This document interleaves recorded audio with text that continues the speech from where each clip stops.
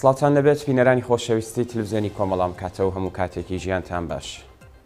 ئەمڕۆ هەینی 12 مانگی خەزەڵوەری ساڵی 1402 هەتاوی ئاگەشتی هەواڵەکانی سەر لە ڕۆژی جمعە لە خزمەتانداین سەرەتا سەردیاڕی گرنگترین هەواڵەکان.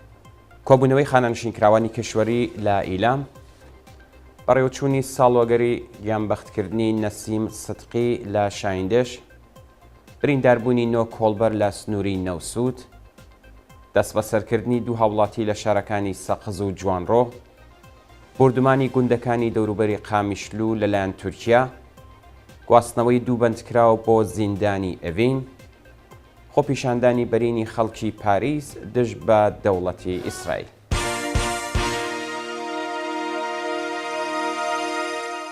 درێژەی هەواڵەکان. کۆبوونەوەی خانەنشینکراوانی کشوەری لە ئیلام. ڕۆژی پێنجشەممە 11 مانگی خەزەڵوەر کۆمەڵێک لە خانەنشینکراوانی کشوەری لە شاری ئیلام دژ بە دۆخی خراپی ژیان و مەعیشەت کۆبوونەوە. بەپێی راپۆرتەکان ڕۆژی پێنجشەممە کۆمەڵێک لە خانەنشینکراوانی کشوەری لە شاری ئیلام بەوتنەوەی دروشم دژ بە قالیباف سەرۆکی مەجلسی کۆماری ئیسلامی و نێنەرانی مەجلس ناڕزایەتی خۆیان لە ئاستۆخی خراپی مەعیشەت نیشانداوە. خانەنشینکراوانی کشوەری خوازیاری چوونە سەرەوەی ئاستی حەقدەست و مەزایە بەکردەوە دەرهاتنی گەڵاڵەی هاوساندسازی و دابینکردنی بیمەی تەکمیلی بوو. بەڕێوەچوونی ساڵوەگەری گیانبەختکردنی نەسیم سدقی لە شایندێش. ڕۆژی پێنجشەممە 11 مانگی خەزەڵوەر مەراسمی ساڵوەگەری گیانبەختکردنی نەسیم سدقی لە شۆڕشی ژینا لە شاری ورمێ لەسەر مەزارەکەی لە شاری شایندێژ بەڕێوەچوو. نەسیم سدقی تەمەن 23 ساڵ خوێندکاری زانکۆی ورمێ و خەڵکی شایندێژ سەر بە پارێزگای ئەزەربایجانی غەربی بوو کە لە ڕەوتی شۆڕشی ژن ژیان ئازادی بە تەقەی ڕاستەوخۆی سەرکوتگەرانی کۆماری ئیسلامی گیانی لە پێنا و ئازادی و بەرابەریدا بەخت کرد. ڕۆژی پێنجشەممە مەراسمی ڕێزگرتن لە یادی ئەو هەمیشە زیندووە بە بەشداری بنەماڵە و کۆمەڵک لە خەڵکی ئازادی خوازی شایندێژ لەسەر مەزارەکەی بەڕێوەچوو. برینداربوونی نۆ کۆڵبەر لە سنووری نەوسود. ڕۆژی پێنجشەممە 11 مانگی خەزەڵوەر بەلانی کەم نۆ کۆڵبەر بە تەقەی هێزەکانی ڕژیم لە سنووری نەوسود بە سەختی برینداربوون. بەپێی راپۆرتی کۆڵبەر نیوز هێزەکانی ڕژیم لە سنووری نەوسود کۆمەڵێک لە کۆڵبەرانیان داوەتە بەردەست ڕێژی گولە و لە ئەنجام نیێو هێرشەدا بەلانی کەم نۆ کۆڵبەر لەلایەن لاق و پشت و کەمەر بە سەختی بریندار بوون. بەپێی زانیاریەکان کۆڵبەرەکان خەڵکی شارەکانی جوانڕۆ و سەلاسی باوەجانی بوون و ناسناوی 7 کەسیان بریتیە لە سیروان نادری، کەیوان هوشەنگی، سەلاح، ئاروین، مەنسوور، بەختیار و شەهریار، جێگە ئاماژەیە کە برینی ژمارەیەک لە کۆڵبەران سەختە و تەندروستیان ناجێگیرە. دەست بەسەرکردنی دوو هاوڵاتی لە شارەکانی سەقز و جوانڕۆ. ڕۆژی پێنجشەممە 11 مانگی خەزەڵوەر هاوڵاتیەکی خەڵکی جوانڕۆ بە ناوی زانیار مەحموودی لەلایەن هێزەکانی ڕژیمەوە دەست بەسەر کرا و چارەنووسی بەنجکراوی دیکە بە ناوی محەممەد مورادخانی ناسراو بە سۆران خەڵکی سەقز پاش 26 ڕۆژ بە ناڕوونی ماوەتەوە. بەپێی زانیاریەکان هاوڵاتیەکی خەڵکی سەقز و دانیشتووی شاری سنە بە ناوی محەممەد مورادخانی ناسراو بە سۆران تەمەن 42 ساڵ ڕۆژی 15 ڕەزبەری ئەم ساڵ لەلایەن ئیدارەی تلعاتەوە ڕفێنراوە و هیچ زانیاریەک سەبارەت بە هۆکاری بەندکران و شۆنی ڕاگیرانی لە بەردەستانیە و بنەماڵەکەی نیگەرانی دۆخی تەندروستی ناوبراون. هەروە ڕۆژی پێنجشەممە گەنجێکی خەڵکی جوانڕۆ بە ناوی زانیار مەحموودی بەبێ بەڵگەی قەزایی لە هێرشی هێزەمنیەکان بۆ سەر ماڵەکەی دەست بەسەر و بۆ شوێنێکی نادیار گوازراوەتەوە. کۆچکردنی بنەماڵەی هەستی حسین پەناهی بەهۆی گوشاری حکوومەت. بەپێی راپۆرتی ناوەندەکانی مافی مرۆڤ بنەماڵەی هەستی حسین پەناهی لە بریندارانی شۆڕشی ژینا لە شاری دێولان بەهۆی گوشاری ناوەندە ئەمنیەتیەکانی حکوومەت ناچار بە کۆچکردن بۆ دەرەوەی وڵات بوون. هەستی حسین پەناهی قوتابی خەڵکی دێولان لە ڕەوتی شۆڕشی ژینا بەهۆی زەربەی باتۆنی سەرکوتگەرانی خامنەیی تەندروستی تێکچوو لە کاتی گەڕانەوە بۆ ماڵ لەلایەن هێزەکانی ڕژیمەوە لە سرویسی مەدرسە فڕێدرای خوارەوە و چووە کۆماوە. ئەو قوتابیە بۆ ماوەی 6 مانگ لە کۆمادا بوو وە بنەماڵەی بەردەوام لەلایەن ناوەندە ئەمنیەتیەکانەوە لە ژێر گوشاردا بوون تاکو ناچار بە کۆچکردن بۆ دەرەوەی وڵات بوون. باوکی هەستی لەو بارەوە ڕایگەاند گوشار و هەڕەشەی بەردەوامی حکوومەت ناچاری کردین وڵات بەجێبهێڵینی و دایانەوێت کچەکەیان لە دەرەوەی وڵات تیمارکەن. بردبانی گوندەکانی دەوروبەری قامیشلو لەلایەن تورکیا. ڕۆژی پێنجشەممە 11 مانگی خەزەڵوەر ئەرتەشی تورکیا لە ڕێگەی پاهباد و تۆپخانەوە گوندەکانی دەوروبەری قامیشلو لە ڕۆژاوی کوردستانی بە چڕی بردومان کرد و هێشتا ڕێژەی زیانەکان نەزانراوە.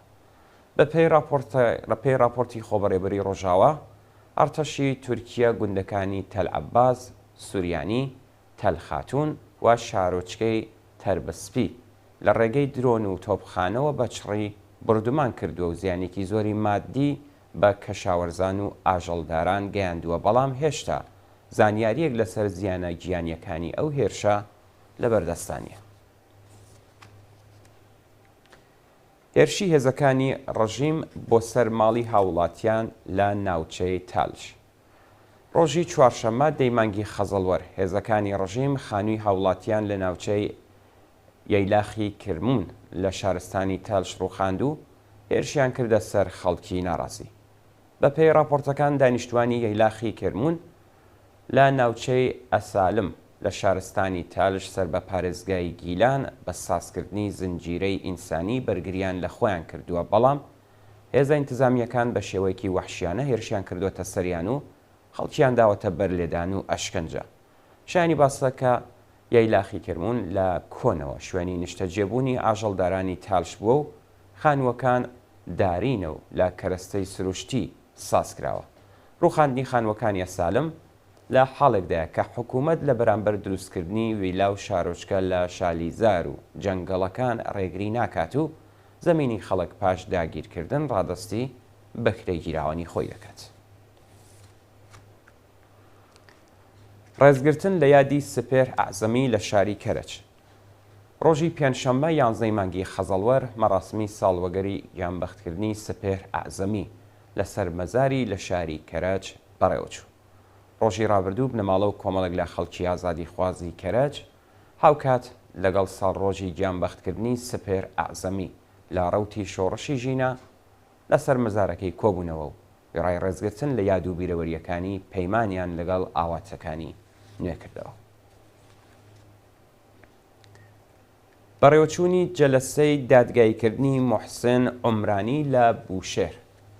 ڕۆژی پێنجشەممە 11 مانگی خەزەڵوەر بۆ سێهەمین جار جەلەسەی دادگاییکردنی موحسن عومرانی لە چالاکانی سنفی پارێزگای بوشێر بە تۆمەتی تەبلیغ دژی نظام بەڕێوەچوو.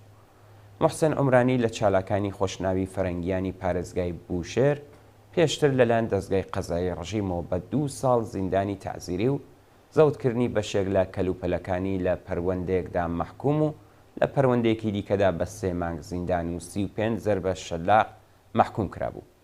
شۆڕای سنفی فەرەنگیانی ئێران گەڕای شەرمەزارکردنی پەروەندە سازیەکانی ڕژیم بۆ ئەو چالاکە سنفیە پشتیوانی خۆی لە موحسن عومرانی و هەموو چالاکانی فەرەنگی ڕاگەاند. گواستنەوەی 2 بەندکراو بۆ زیندانی ئێڤین.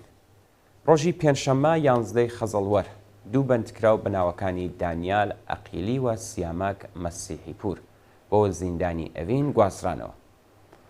بە پێی زانیاریەکان دانیال ئەقیلی لە دەست بەسەرکراوانی شۆڕشی ژینە کە لە ڕێکەوتی 23 خەرمانانی ئەم ساڵەوە دەست بەسەرکرابوو پاش 50 ڕۆژ ئەشکەنجە و لێپرسینەوە لە گرتوخانەی وەزارەتی اطلاعات ڕۆژی پێنجشەممە بۆ بەندی 209 زیندانی ئێڤین ڕاگوێزرا. ناوبراو لە ڕووتی نەڕزایەتیەکانی شۆڕشی ژینە جەستەی دەیان ساچمەی بەرکەوت و هێشتا چارەسەری بۆ نەکراوە. لەلایەکی دیکەوە یەکێک لە دەست بەسەرکراوانی مەراسمی ناشتنی تەرمی ئارمیتا گەراوند بە ناوی سیاماک مەسیحپور ڕۆژی ڕابردوو بە تۆمەتی ئیجماع و تەبانی دژ بە نظام بۆ لەقی حەوتی بازپرسی زیندانی ئێڤین ڕاگوێزرا. خۆپیشاندانی بەرینی خەڵکی پاریس دژ بە دەوڵەتی ئیسرائیل. شەوی پێنجشەممە 11 مانگی خەزەڵوەر لایەنگرانی فەلەستین لە شاری پاریس بە مەبەستی پشتیوانیکردن لە خەڵکی بێتاوانی غەزا ڕژانە سەر شەقام و خۆپیشاندانیان کرد. هاوکات لەگەڵ پێشڕەویەکانی ئەرتەشی ئیسرائیل بۆ نێو شاری غەزە و چوونە سەرەوەی ڕێژەی قوربانیانی هێرشە ئاسمانیەکان لە ئەنگرانی فلستین لە زۆربەی وڵاتانی جیهان بەڕێپێوان و کۆبوونەوە پشتیوانی خۆیان لە خەڵکی فلستین ڕاگەیاندووە و خوازیاری ڕاگررتنی شەڕ بوون. شەوی ڕابردووش لە ئەنگرانی فلستین کۆبوونەوەیەکی گەورەیان لە شاری پاریس بەڕێوەبردوو داوایان لە کۆمەلگای جیهانی کرد بە مەبەستی ڕێگریکردن لە ژنۆسایدی خەڵکی بێتاوان دەست بەجێ ئاگربەست ڕابگەێنن. دوا هەواڵ ڕووخاندنی ماڵی پەنابەرانی ئەفغانستانی و دەست بەسەرکردنیان لەلایەن پاکستانەوە. هاوکات لەگەڵ کۆتایی هاتنی ئەو کاتەی دەوڵەتی پاکستان بۆ دەرکردنی پەنابەرانی ئەفغانستانی دیاری کردبوو، ڕۆژی پێنجشەممە 11 خەزەڵوەر پۆلیسی ئەو وڵاتە بە بۆلدوزەر خانووی پەنابەرانی ئەفغانستانی لە ئیسلاماباد ڕووخاند و دەیان کەسی دەست بەسەر کرد. بە پێی ڕاگەیاندنی دەوڵەتی پاکستان 1,700,000 پەنابەری ئەفغانستانی بە شێوەی نایاسایی و بەبێ مۆڵەت لە وڵاتەدا دەژین. هەروەها ڕێکخراوی ئەمنیەتی پاکستانیش ماوەیەک لەمەوبەر ڕایگەیاند بوو کە زۆربەی خۆکوژەکانی تەقینەوەکانی پاکستان خەڵکی ئەفغانستان و لە پەنابەرانی نایاسایی بوون. هەر بۆ بۆنەوە دەوڵەتی پاکستان بڕیاریدا کە پەنابەرانی ئەفغانستانی تا ڕۆژەکانی چوارشەممە و پێنجشەممە بگەڕێنەوە وڵاتی خۆیان. ڕۆژی ڕابردوو 250,000 نەماڵە خۆیان گەیاندە سنوورەکانی ئەفغانستان و لە دۆخێکی خراپدا ماونەتەوە. لە شاری ئیسلامابادیش هێزەکانی پۆلیسی پاکستان دەیان کەسیان دەست بەسەر کرد و خانووی پەنابەرانیان بە سەریاندا ڕووخاند. بەڵێ بینەرانی ئازیز گەشتی وڵەکانتان پێشکەشکرا، فەرمون بۆ بینینی درێژەی بەرنامەکانی تەلەڤیزیۆنی کۆمەڵ.